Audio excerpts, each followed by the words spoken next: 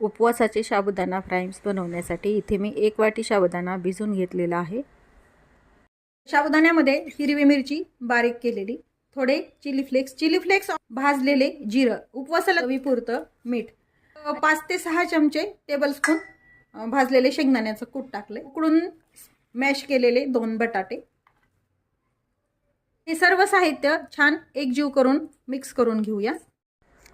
सर्व साहित्य मिक्स केल्यानंतर फ्राईम्सचा आकार देऊन सर्व फ्राईम्स तयार करून घ्यावेत। पण हे साबुदाणा फ्राईम्स तयार करून घेतले। आपलं तेल छान गरम झालेलं आहे, त्यावरती मध्ये सोडायचे। थोडेसे फ्राईम्सला कडकपणा येईपर्यंत तळून घ्यायचे आणि मग त्याला एक साइडनं छान तळून झालेले आहेत। आता पलटून घ्यायचे।